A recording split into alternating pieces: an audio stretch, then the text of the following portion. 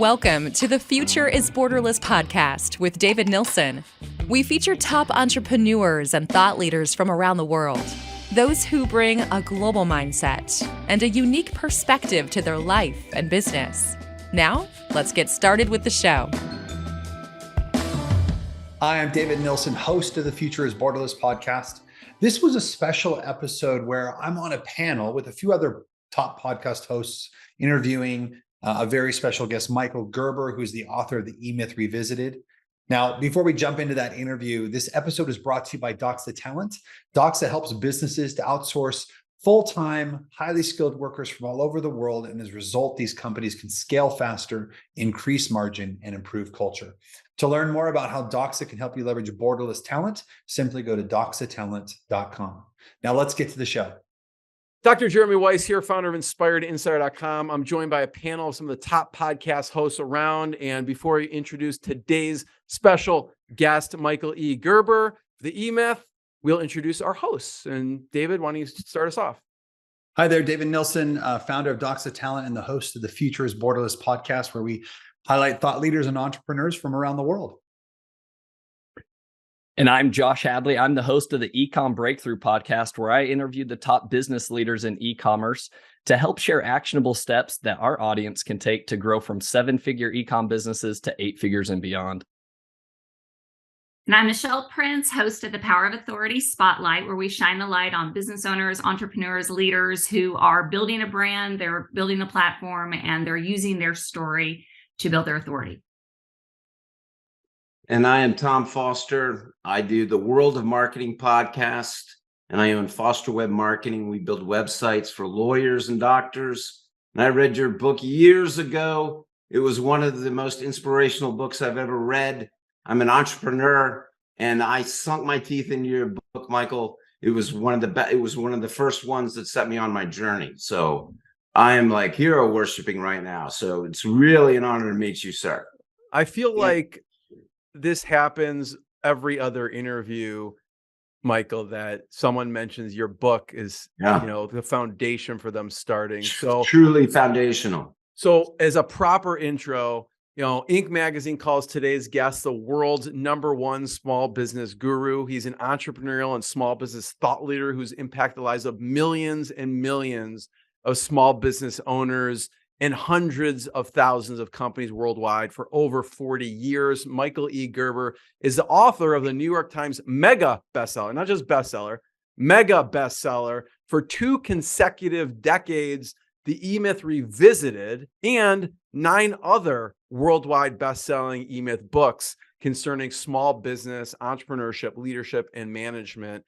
And his mission is to transform the state of small business worldwide, which he's done. Michael, thanks for joining us. My delight. By the way, the readjustment of your script. Okay. It's now 32 E-Myth books strong. 32. Awesome. That is fantastic. Congratulations to you, sir. Thank you. You just had one with Austin Clark, who I know, Yes. a launch of that book for in the pest control space. Love it. And we promoted that event that you guys did together. So that was awesome. Austin's a sweetheart. He's great. So David, why don't you start us off? The first question. Sure. Well, first, Michael, I will say, similar to Tom, one of the first books I read when I started my entrepreneurial journey and was struggling because I was that entrepreneur that wanted to reinvent everything and change it constantly and paid little attention to process and procedures. And I just thought it was a fantastic book and inspirational for me in terms of how to evolve as a business owner. And I guess along those lines, I would ask, when you first wrote the book, I'd be curious, what was the sort of overarching message you were hoping to convey? And then how has that changed since then? If you look at how the world has evolved, how or has it changed? Well, first of all, let me correct something, an assumption you've made, that the world has evolved. Everybody believes that the world has evolved. It hasn't. The world has devolved. In fact, we are in worse shape today than we've ever been. So then what has evolved? Well, technology has evolved. Technology provides us with many tools that we didn't have or even imagined having then when I wrote my book.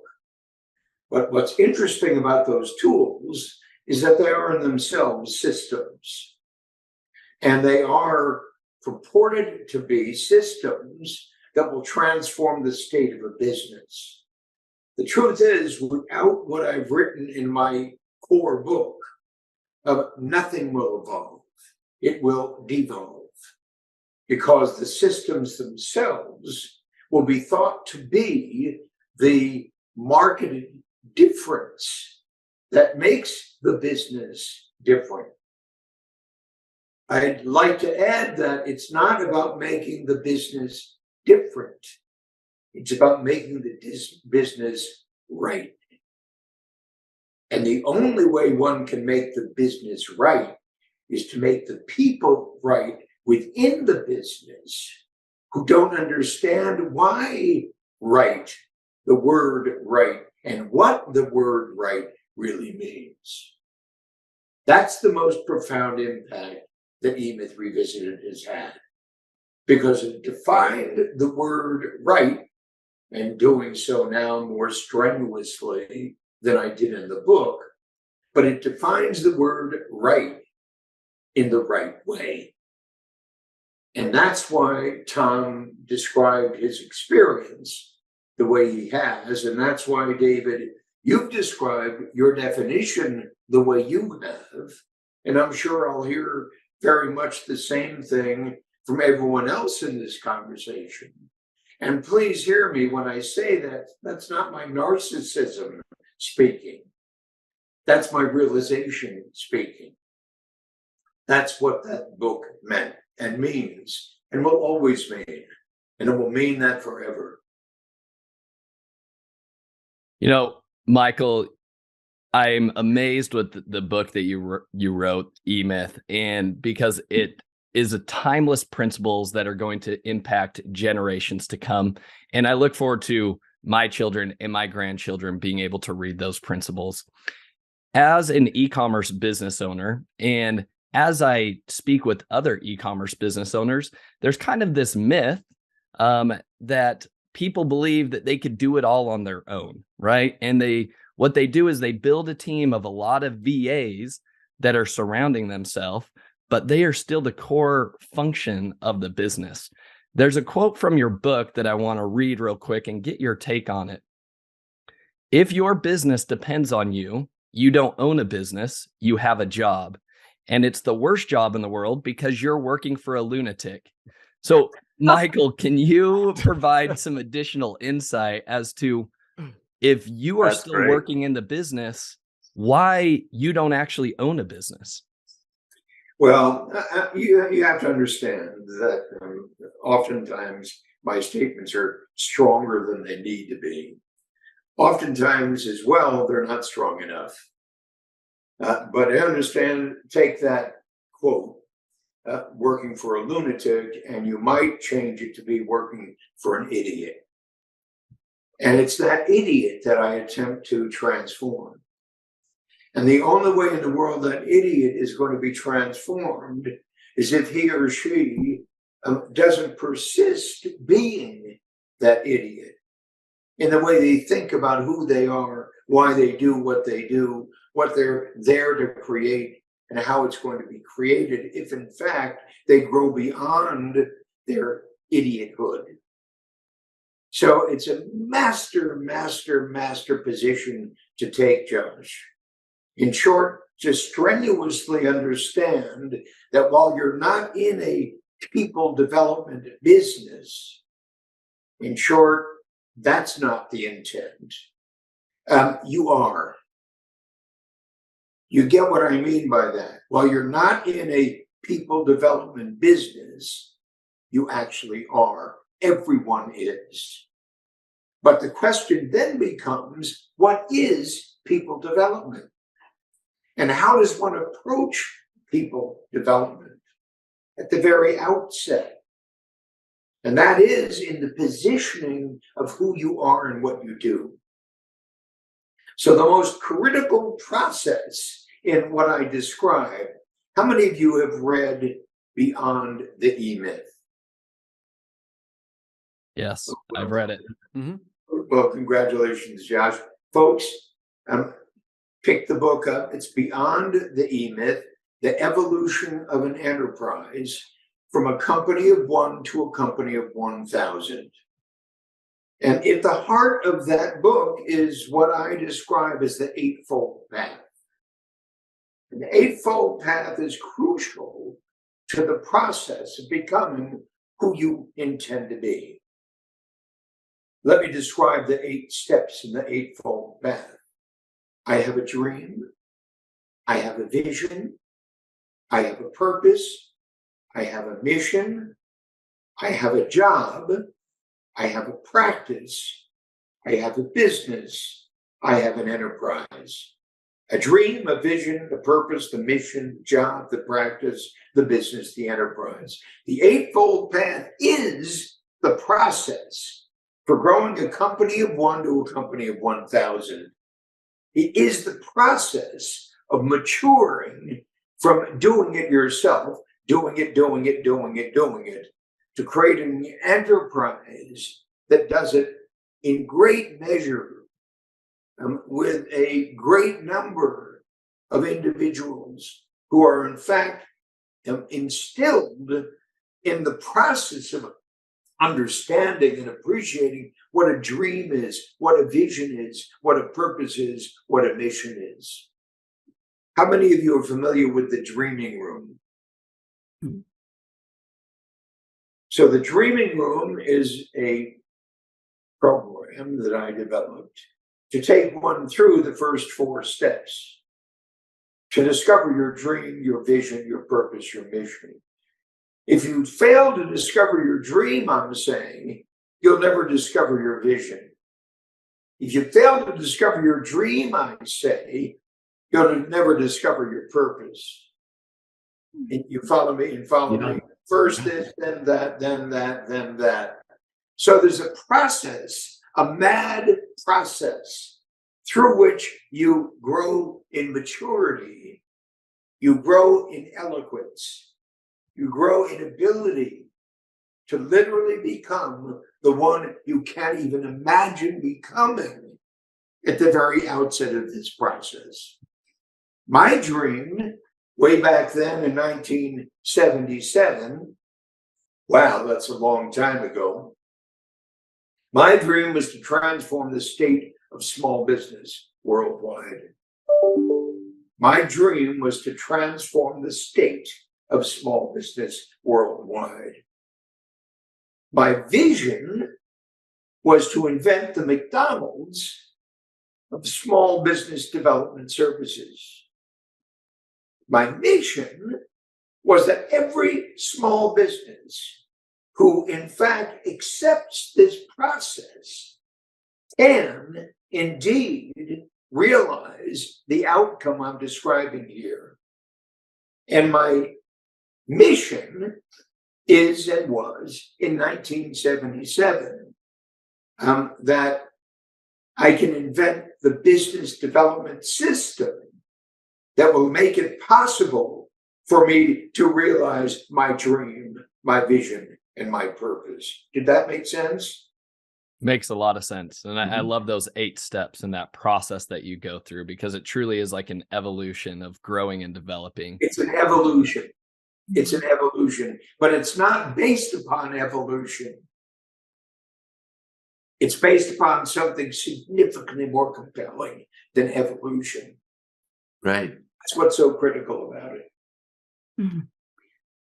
Yeah, gosh, I had a different question, but now I want to kind of segue a little because, well, first of all, 14 years ago, I started my business, and about a year in, somebody gave me the E-Myth Revisited, and it changed my life. And I would not be in business today had I not read that book and understood the importance of systems and process and all the things that I kind of. May I say, as each of you say what you're saying, it touches my heart.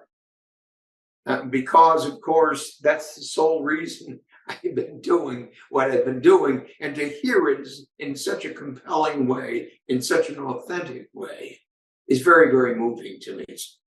So thank you. When you say years ago, and here you are evidencing in the shine on your faces, in your hearts, how meaningful this was to you. It's very, very compelling to me. Thank you. Well, it's a pleasure to be able to tell you that, because it is true. And it's interesting when you start talking about the people development, and this is where my question changed. So I came from, and my background is in people development. I worked with Zig Ziglar. And when I started my business, I thought that's all I really needed. And that's why the E-Myth really helped me, because I realized I needed more than just my passion, more than just those skills. I needed the systems. But what I'm hearing you say with the beyond the E-Myth, it's really, it isn't one or the other. It is both. But what is something a brand new business owner can do to implement that quicker? Because I know for me, I wish I would have been able to implement this earlier, to take that dream, mission, vision, and then transfer it into the systems and processes. Is there another way? Is there a faster way? Is there a better way than what people are doing today? Because I see a lot of business owners who have even read it still struggle. And I'll raise my hand in that sometimes too. Faster doesn't work in my world. Yeah. But it doesn't work in yours either. Mm-hmm. And it's simply a product of our time. Faster, faster, faster, faster. Everybody wants faster, when in fact they can't even do slower. And so I'm suggesting that first thing you can say to every single person in the room: don't talk faster to me. Faster never has worked. And if it has, it's an accident. If you attempt to emulate faster, you're attempting to emulate stupid. Because what you'll discover at the end of faster is you haven't gotten there. You only thought you had. And the problem is, it's going to kill you faster than you can even imagine. It's slower. The zen of it. It's slower. It's slower. Speak to me slowly. Measure your words as you speak to me slowly. Take this in slowly. Practice it slowly, definitively, honestly, earnestly, with all of your being. As you go into the martial arts, there is no you get there faster. Stupid. It's impossible. You understand? You've got to do this 1,000 times. You've got to do this 3,000 times. And you've got to do this 3,000 times artfully. So artfully that you can't even conceive of how you got to this point of doing this 1,000 times, 10,000 times. A gentleman who's one of my co-authors told me that he reread the E-Myth Revisited 39 times. Hear me, he reread it 39 times. That he never would have been able to do it so artfully had he not reread it 39 times. You say that to somebody who's in a hurry. You follow me, Michelle? Not going to happen. Yeah. Michelle, you follow me? I do. Understand, you're not actually attempting to teach them how to do it faster. You're attempting to get it faster yourself. Because they're making a demand on you. Faster, faster, faster, Michelle.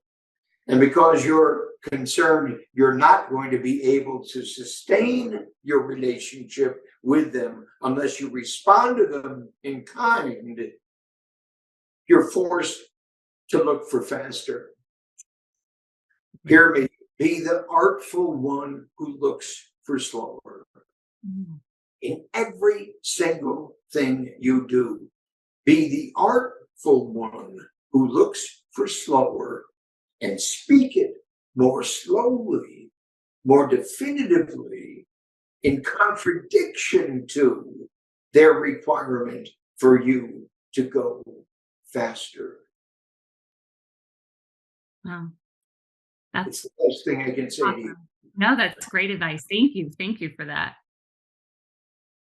That's You have great. no idea. You have absolutely no idea the profound impact that will have on the people who work with you as they slow down, as they give themselves up to the pace of art. You don't get art done quickly. You do it, and you do it, and you do it, and you do it, and you do it, and you do it, and you do it, and you do it, and you do it, and you do it, and you do it, and you do it, and you're still a slob. You're still a jerk. You're still a beginner. So you must turn to everyone who says that and say, you're a beginner, moron. You're a beginner. Don't you dare ask me for a quick solution to become an artist. Don't you dare ask me for something that's impossible to give. Now, let's all slow down. And as you set that pace, you can feel that pace being set. As you set that pace, follow me, as you set that pace, you set their hearts. And if you set their hearts appropriately, you set their imagination appropriately. And you surround yourself with individuals who are there for the long term. Who are there for the long term. Can you imagine your students being there for the long term? Can you feel the difference that makes? Mm-hmm. So imagine your martial arts class. You follow me? You're all martial art leaders, gurus.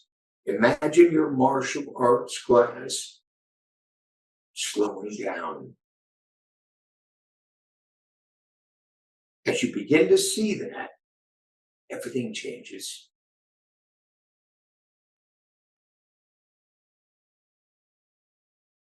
Well, Michael, that is fantastic. And man, you are such an inspiration. You are the foundation.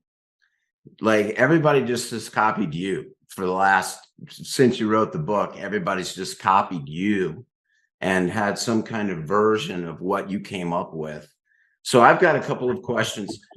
One is, how were you inspired to do it in the first place? Did you have a business that you were like, I'm an idiot, I got to help other people? Were you observing others, friends, or your family? Or what inspired you to go write the book in the first place? Well, I wasn't inspired to write the book until I did the work. So working for 10 years with small businesses at the request of a very close friend of mine who had an advertising agency in Silicon Valley. And he had small business clients.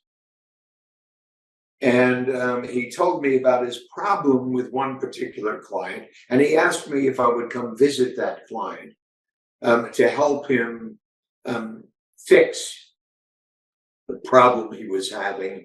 And I said to my friend, and my friend's name is Ace Remus, and Ace is still a friend, and he's my sister's husband. Ah, very good. And I said, hey, Ace, I don't know anything about business. I have no idea how I can help. He said, Michael, you know more than you think you do. Just come with me. Let's meet the guy and let's see what happens. So being the agreeable sort that I am, and I laugh when I say that, being the agreeable sort that I am, I said, okay, sure, let's go. So I sat down with the guy, and Ace then immediately said, guys, I'm going to take off. Get to know each other. I'll be back in an hour to pick Michael up.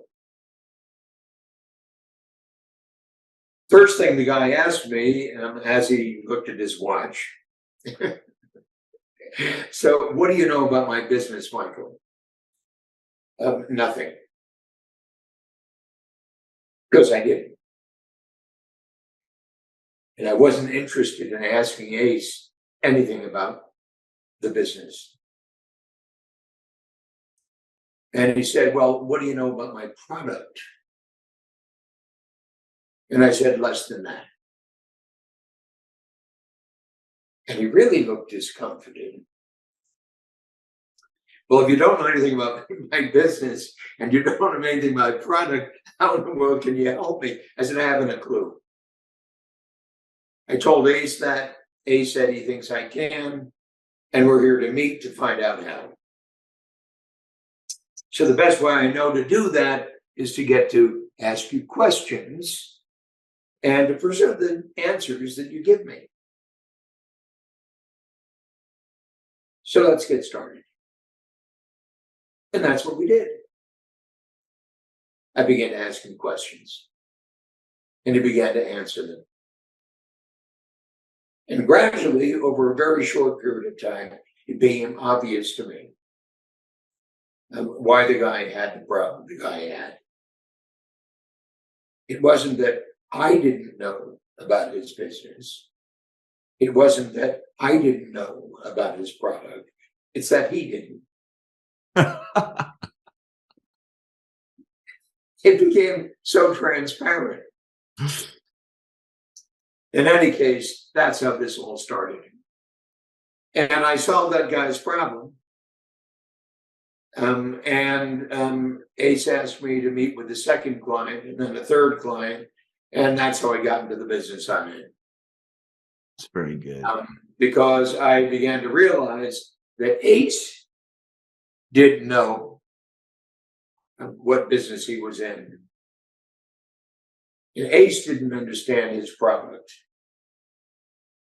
Because Ace, in the advertising business, was selling something that he shouldn't be selling because he was selling it to people who needed something completely different. And that completely different is what I set out to create. Michael, I have a question. You said something a few minutes ago that just was really got me thinking. First of all, I will read. Wait a second, David. Tom had several questions he wanted to conclude. So can Yes. we do that?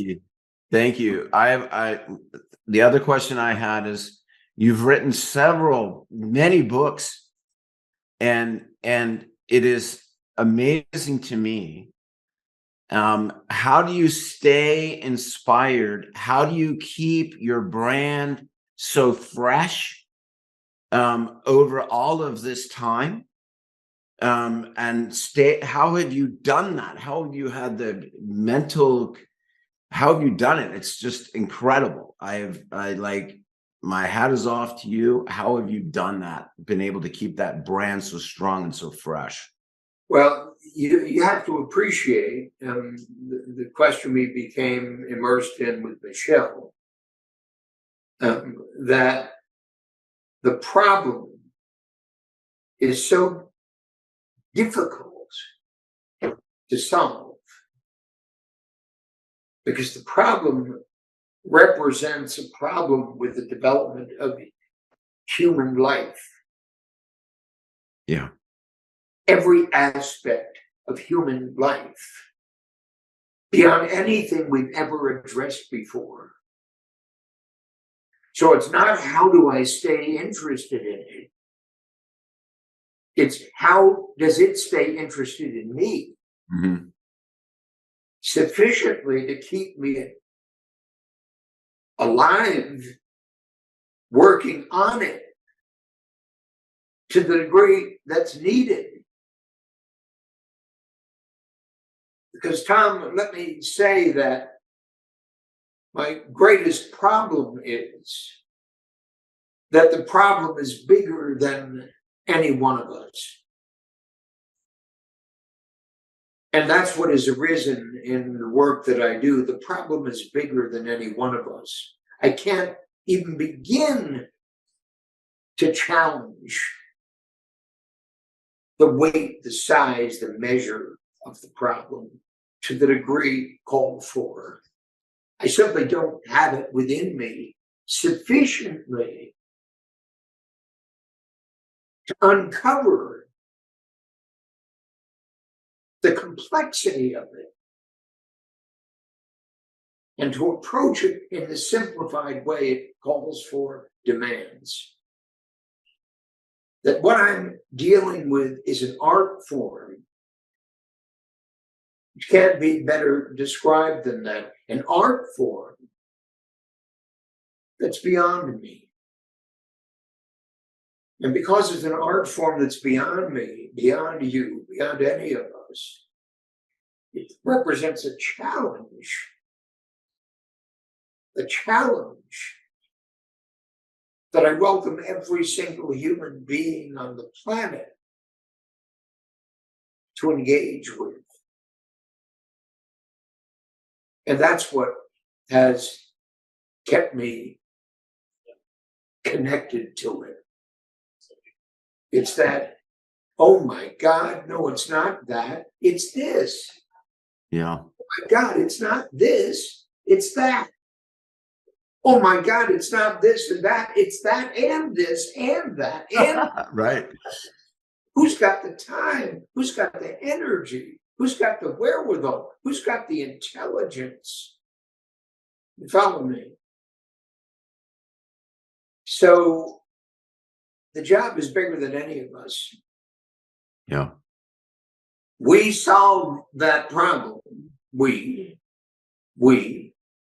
sitting here, we solve that problem. We transform the state of human life worldwide.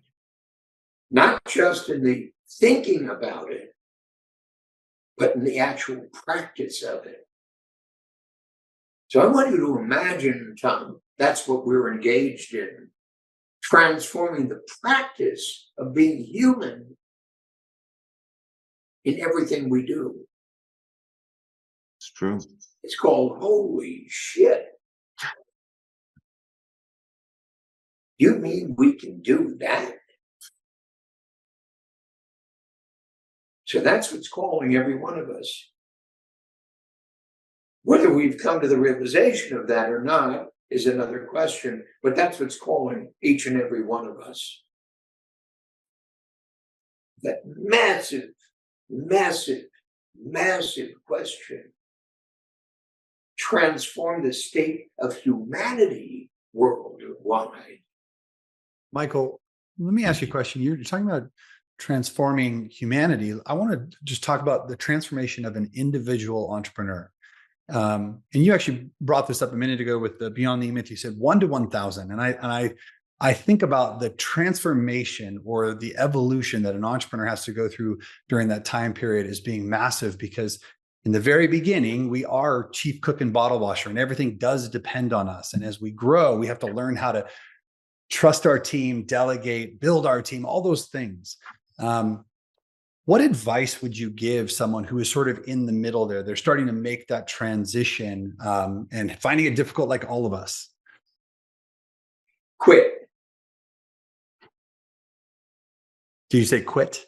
Quit. Stop. Start over again. We're going to start at the beginning. Start over. End your business. It's not going to succeed anyway. You're not going to succeed anyway.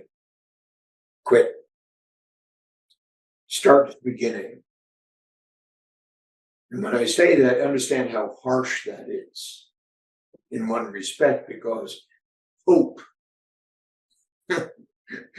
hope and need and all the things that live in that question. Says, oh, come on.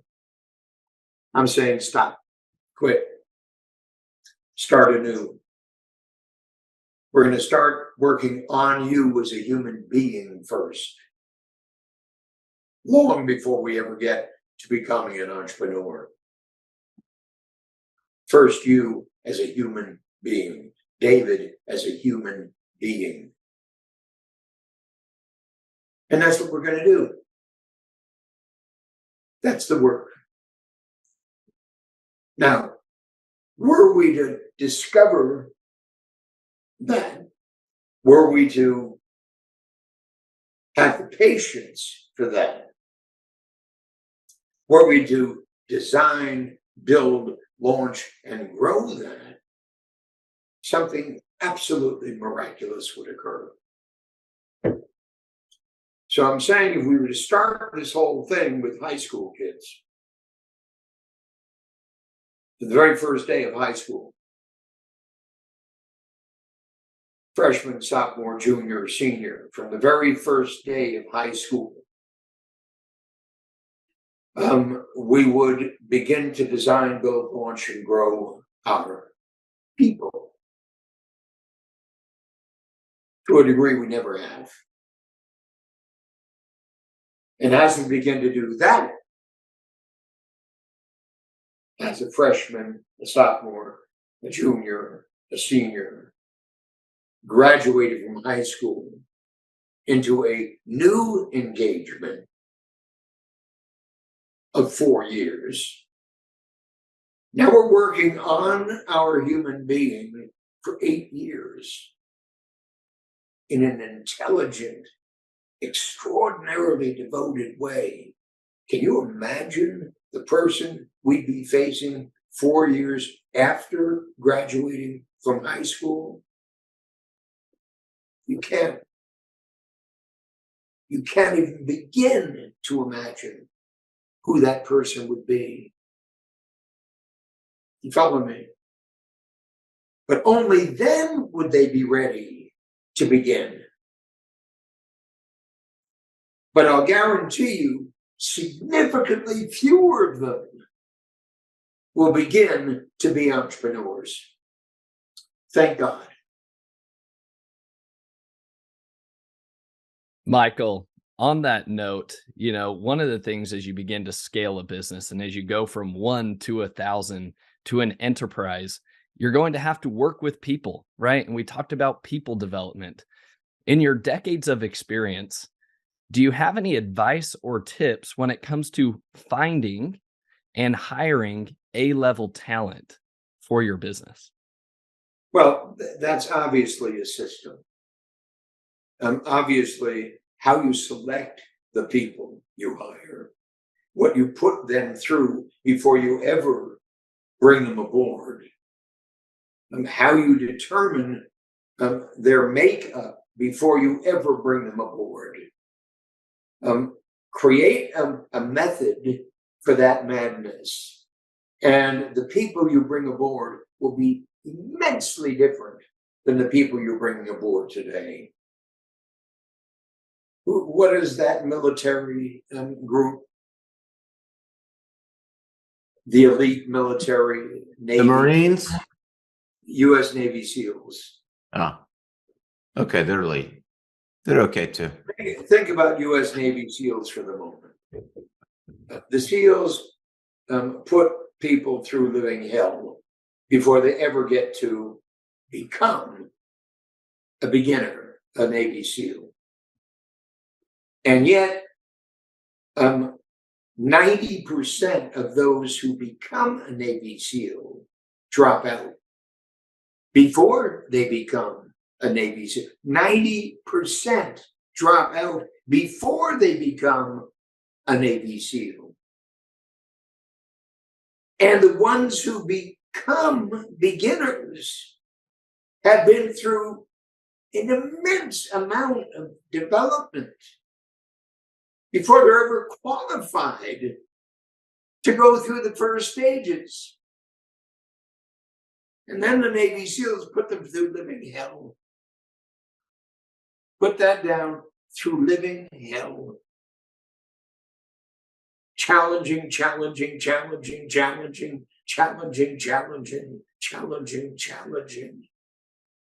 You follow me?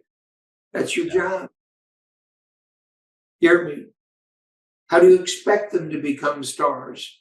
Challenging, challenging, challenging, challenging. So that's the process. It's so far beyond anything we do.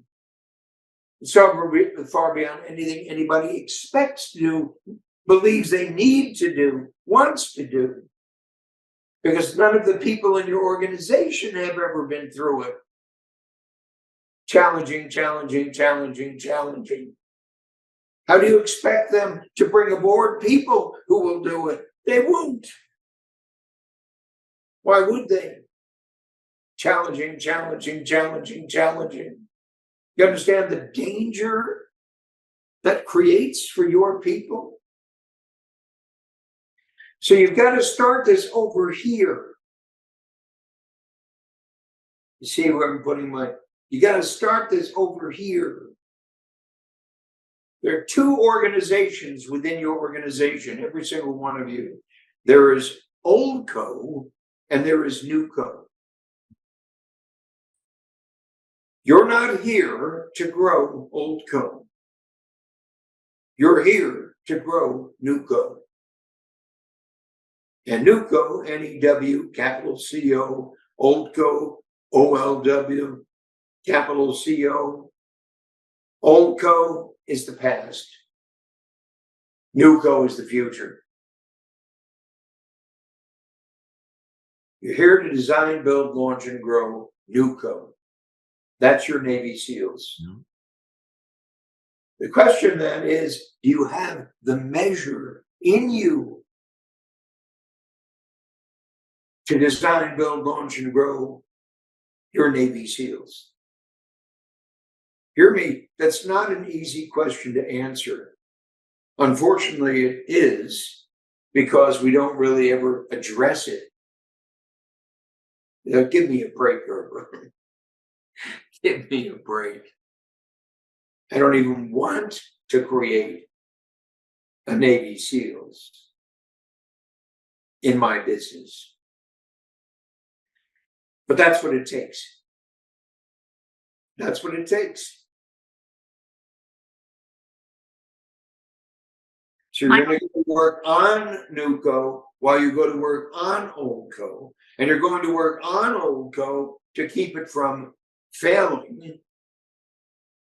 But it's not the future. Yeah, Michael, I think it's an important mindset shift that the listeners take of, with your analogy of Navy SEALs, and that's the type of talent that you need to be developing for your business in order to grow it to that New Co. So I really appreciate that. And I hope our listeners go back and re-listen to that. That's a huge mindset shift that business owners need to have when they begin to hire talent. Yes, but hear me, it's a huge mindset and soul set. S-O-U-L, soul set for you. Don't you dare tell that story until you've set your soul to it. And please be careful about telling yourself that you've set your soul to it. Because if you hadn't set your soul to it, it's going to chew you up and spit you out, because you're not going to match it. And the last thing I want to do is to put you into the grinder, the soul grinder that will put you in. So you'll say one day, Gerber, the day you told me that story was the day it went out of business. Michael, I have a question. I'm curious. So we all know you because we've read your books, and how has being a published author, when you first set out, how has being a published author helped to build your authority and really helped to establish you as the expert? And follow on to that, would you recommend that other business owners follow that same path? My books have set the soul for our business, without question. My books have set the soul for the creation of our business, for the development of our business, for the activation of clients for our business, for the communication of our business. Our books have set the soul for the soul of our business. So yes, without a doubt. And I didn't write my book until 10 years into my business. You follow me? Yes. What was the further end of that question? Would you recommend that other business owners, because that's really opened up so much opportunity for you, would you recommend other business owners as they've evolved and grown into their business, learning things, that they share that also in a book and leverage being? Well, you see that everybody has. Mm. There's no question about it. That you look at those other guys who have, in quotes, copied me. They've copied me by writing their version of my book. Now, please, again, that's not my narcissism speaking. It's just true. They've copied me by writing their version of my book. So I can only say that, yes, writing a book about that, I believe, is a critical piece of the puzzle, because it's the means through which you communicate to a larger and larger and larger audience. And then doing that through podcasts, as we're doing now, enables you to share that message, open that marketplace, read the book, stupid, et cetera, et cetera, et cetera, et cetera. And of course, the book says then what to do next, obviously. So yes, I would recommend that and have recommended that. Awesome. With this cautionary tale, most people write a bad book. Most books fail, but most businesses fail. It's much easier to fail writing a book than it is failing writing a business, because you don't see the business fail in time for you to get ready for it. The book fails so obviously. The average book sells fewer than 250 copies, and that with a lot of work. Got it? Got it. Yes, thank you. Michael, I just wanted to be the first one to thank you. Really appreciate your time and being here with all of us and sharing your message with anyone listening. I want to point everyone to all of your books, E-Myth and E-Myth Beyond, and also michaelegerbercompanies.com to check out everything that you have going on. And just want to thank you for everything you've done for all of us over the years. My delight. Thank you.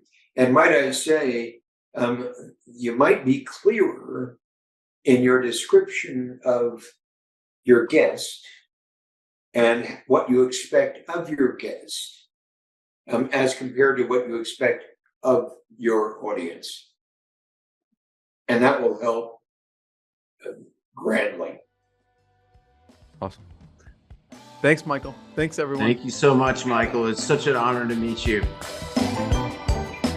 Thank you for listening to the Future is Borderless podcast with David Nilsson. Be sure to click subscribe to future episodes so you can hear from more top entrepreneurs and thought leaders. And we'll see you again next time.